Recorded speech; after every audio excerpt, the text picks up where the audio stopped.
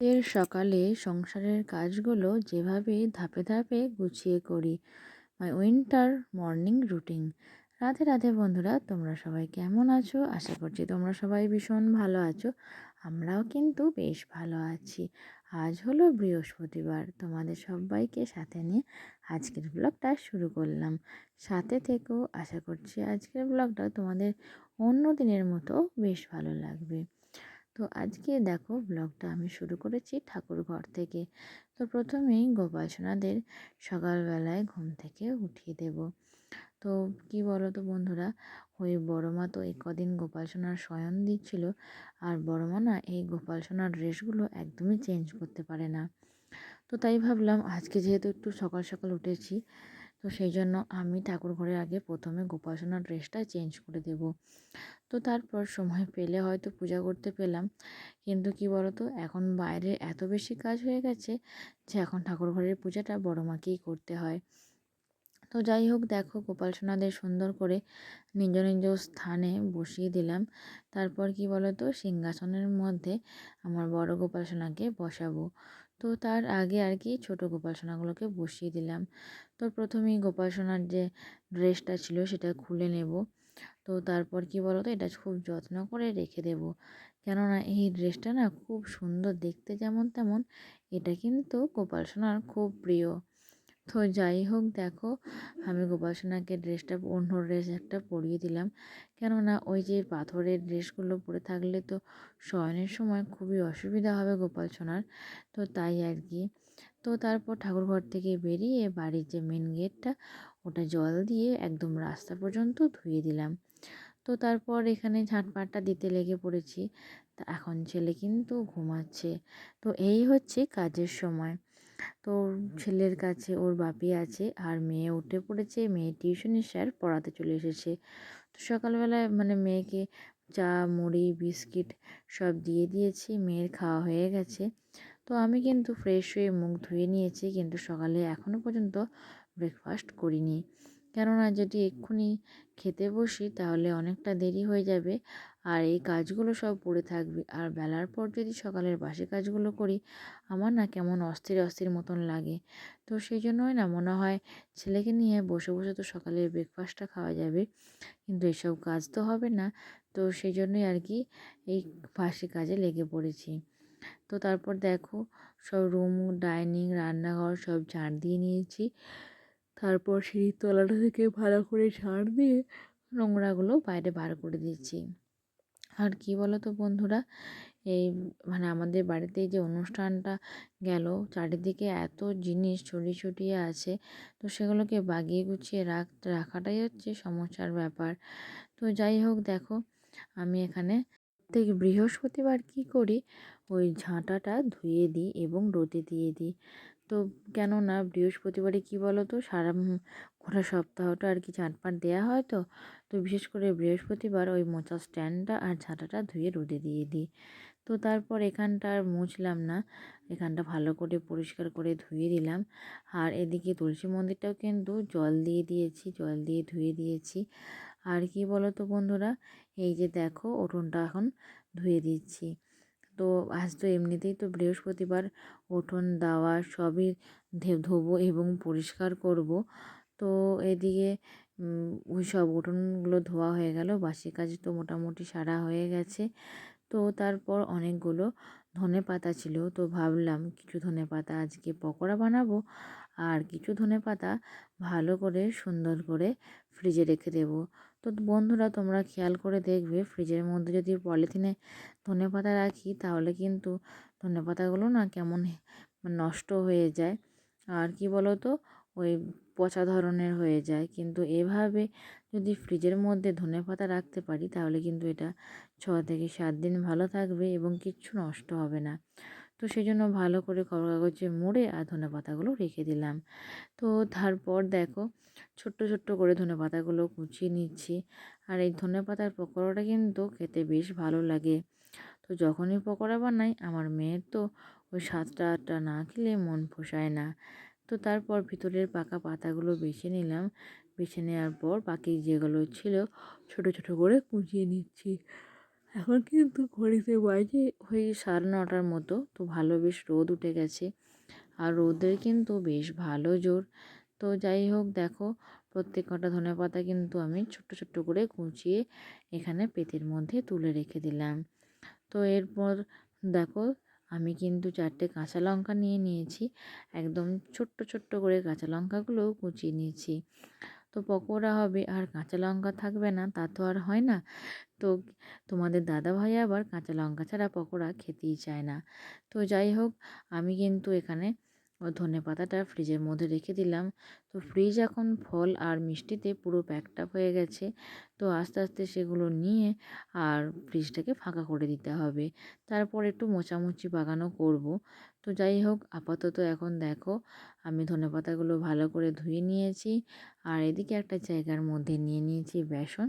তো ভালো করে সব রকম মশলা, নুন, হলুদ, ধনেপাতা, কাঁচা লঙ্কা মিশিয়ে একটা মিশ্রণ তৈরি করে নিয়েছি। তারপরে এই যে গরম তেলে আর একটা একটা ছোট ছোট করে বল বলের মতো কড়াইয়ের মধ্যে ছেড়ে দিলাম। তো কী বলো তো বন্ধুরা, এইসব জিনিস কিন্তু খুব একটা বড় বড় হলে ভালো লাগবে না, যত ছোট হয় ততই ভালো, ভিতর পর্যন্ত মচমচে ভাবটা থাকবে। তো আমি কিন্তু এর মধ্যে কোনো সোডা অ্যাড করিনি, কেননা এই সবজি দিয়ে পকোড়া বা রুটি যাই বানায় না কেন এত নরম হয় কি বলবো তোমাদের। তো যাই হোক, আমি তো আজকে ভেবেছিলাম যে কোনো রকম সবজি বা গাজর বা বিট দিয়ে হয়তো একটু বানাবো। তারপরে দেখলাম যে অনেক দুতারি ধনেপাতা আছে, নষ্ট হয়ে যাবে। তো সেই জন্যই আর কি ধনেপাতার পকোড়াটাই আজকে বানিয়ে নিলাম। তো এপিঠ ওপিঠ ভালো করে লাল লাল মতো করে দেখো ভেজে নিচ্ছি। তো লাল লাল করে হয়ে যাওয়ার পরই আর কি এগুলো সব কটা তুলে নেব। তো কী বলো তো বন্ধুরা, আমাদের না বাড়িতে জলখাবারে যাই বানাই, আমাদের বাড়ির সবাই কিন্তু এই পকোড়া বা বেগনি বা চপ এসব জিনিসগুলি বেশি খেতে পছন্দ করে। তো তারপর দেখে নিলাম যে সব কটা লাল লাল হয়েছে কি না। তো প্রথমে কিন্তু কড়াইয়ে যেগুলো দিয়েছিলাম সেগুলো আমি তুলে নিয়েছি, কেননা সেগুলো আমার ভাজা হয়ে গেছে। তারপর একে একে এগুলো ভাজা হয়ে গেলে সব কটা তুলে নেব। তো এর মধ্যে পেঁয়াজ কুচি দিলে তো বেশ ভালো লাগতো, কিন্তু কি বলো তো, ওই পেঁয়াজ রান্না করলে আজ তো বৃহস্পতিবার, শুধু আমার দেওর আর মেয়ে ছাড়া আর কেউ খায় না। তো বাড়ির সবাই আমরা নিরামিষ খাই। তো সেই জন্য এর মধ্যে আর পেঁয়াজটা অ্যাড করিনি। তো দেখো আমার কিন্তু অনেক কটাই পকোড়া ভাজা হয়ে গেছে। তো এদিকে বিছানার মধ্যে ঢাই করা কম্বল, র্যাক, বালিশ, বিছানা সব কিছুই ছিল। তো উঠানের মধ্যে বড় একটা তিরপল মেলে দিয়েছি, এবং তার মধ্যে দেখো আমি একে একে বিছানাগুলো সব রোদে দিয়ে দিচ্ছি। তো এগুলো কি বলো তো, আমাদের অনুষ্ঠান বাড়ি যখন হচ্ছিল তখন আর কি বার করা হয়েছিল। এরপর এগুলো সব যেখানে যেখানে থাকবে সেখানে ভরে দেব। তো তার আগে এগুলোকে একটু রোদে দিয়ে দিচ্ছি, না হলে না এগুলো কেমন একটা স্মেল থাকে এর মধ্যে।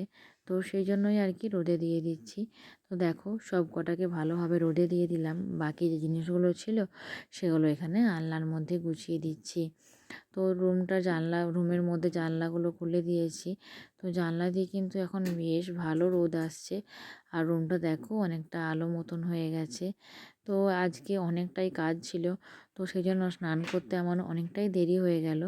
তো কি বলো তো বন্ধুরা, মনে হয় আগে কাজগুলো সব গুছিয়ে নিই, তারপরে আর কি ওই স্নান করব। তো এদিকে যে কটা জামা কাপড় ছিল, তো এই শীতকালটা চলে গেলে এখানে গ্রীষ্মের জামা কাপড়গুলো রাখা হবে। আর আমার মনে হয় শীতের পোশাকটা একটু বড্ডই বেশি, এই চাদর, সোয়েটার, রুমাল, টুপি এসব মানে অনেকটা রকম অনেক জায়গা রাখে। আর কি বলো তো, এগুলো না গুছিয়ে না রাখলে একদম দেখতে ভালো লাগে না। তো তারপর ছেলেকে স্নান করানোর পর যে ছেলের জামা কাপড় হয়েছিল, তোমাদের দাদা ভাইয়ের সোয়েটার ছিল, আমার কিছু বা মেয়ে স্নান করেছিল, সব কিছু নিয়ে একটা বালতির মধ্যে সার্ফ দিয়ে ভালো করে ভিজিয়ে দিলাম। তারপরে এই যে একে একে কেচে নিচ্ছি। আর কি বলো তো, মানে সকাল থেকে প্রায় 3 থেকে 4 বালতি কাচাকুচি হয়ে গেছে। তো এখন আমি স্নানের সময় কাচাকুচি যেগুলো করি সেগুলো করে নিচ্ছি, আর প্রতিদিনই না ওই স্নান করার সময় 1 বালতি করে কাচাকুচি হয়ে যায়। তো তো কি বলো তো, ওই ছেলে মেয়ে ওরা যখনই স্নান করে, যখনই জামা কাপড়গুলো আর কি ছেড়ে দেয়, তখনই তো মোটামুটি 1 বালতির মতো হয়ে যায়। তো যাই হোক, ভালো করে মানে ধুয়ে নিচ্ছি। আর কি বলো তো, এগুলো একটু গরম জল দিলে ভালো পরিষ্কার হয়, কিন্তু আজ যেহেতু বৃহস্পতিবার, সেজন্য আজ গরম জল দিয়ে কাচবো না, তো ঠান্ডা জলই আর কি কেচে নিলাম। তো যাই হোক, এখন কিন্তু আমার কাচাকুচি সব হয়ে গেছে। এরপর এগুলোকে সব একবারে নিয়ে ছাদে মেলে দিতে যাব। তো দেখো, আমি ছাদে চলেও এসেছি। তো যেগুলো শুকিয়ে গিয়েছিল সেগুলো ভালো করে দেখে আর নিচেতে রেখে দিচ্ছি। তো নিচেতে অবশ্যই একটা মাদুর পাতা আছে। তো জল ছাদ করার পর আমাদের এই নিচের মেঝেটা কেন যে এত ধুলো হয়ে যাচ্ছে বুঝতে পারছি না। তো মেঝের মধ্যে তো কোনো জিনিসই রাখা যাচ্ছে না। তো শুধু এই একটা মাদুর রেখেছি, মাদুরের উপর যে কোনো শুকনো জিনিস রাখার সুবিধা হচ্ছে। তারপর দেখো, একে একে আমি জামা কাপড়গুলো মিলে দিচ্ছি সব। আর কি বলো তো, ভালো বেশ রোদের জোর হয়েছে, তো তো শুকিয়ে যাবে তাড়াতাড়ি, তো সেই জন্য স্নান করার আগেই আর কি ছাদে মেলতে চলে এলাম। তো স্নান করতে করতে এগুলো তখন জল ঝরে যাবে এবং তাড়াতাড়ি শুকিয়েও যাবে। তো দেখো, একে একে আমি সব মেলে দিচ্ছি। আর কি বলো তো বন্ধুরা, ওই ছাদে না এখন এত রোদের জোর হয়েছে যে বেশিক্ষণ কিন্তু থাকা যাচ্ছে না, কেন কেমন যেন একটা গরম গরম বোধ হচ্ছে। তো তারপর যে কাপড়গুলো আমার শুকিয়ে গিয়েছিল সেগুলো তুলে এনে এই মাদুরের মধ্যে আর কি ভাঁজ করে নিচ্ছি। কেন এগুলো যদি পুঁটুলির মতো করে নিচে নামিয়ে নিয়ে যাই, তাহলে না একদম জড়ো জড়ো ভাঁজ মতন হয়ে যাবে। তো সেই জন্যই আর কি এভাবেই গুছিয়ে নিচ্ছি, যাতে ওটা ভাঁজ না হয়। তো এগুলো নতুন কাপড়, তো কাচার পর একটা কেমন মরমরে ভাব চলে আসে। তো সেই জন্যই আর কি এখানেই দেখো আমি কাপড়গুলো ভাঁজ করে নিচ্ছি। এবং সব কটা কিন্তু আজকে আমাদের বাড়ি যে লেপগুলো ব্যবহার করছিলাম সেগুলো সব ওয়ারগুলোও কাচা হয়েছে। তো সেগুলো একবারে নিচে নিয়ে চলে যাব। তো দেখো, আমি কিন্তু ভোগের সময় এই লাল আর সাদা শাড়িটা পরেছিলাম। তো এই শাড়িটা না আমার খুব পছন্দ হয়েছে, জানো তো বন্ধুরা। তো তোমাদের এই শাড়িটা কেমন লেগেছে আমাকে অবশ্যই কমেন্ট করে জানিও।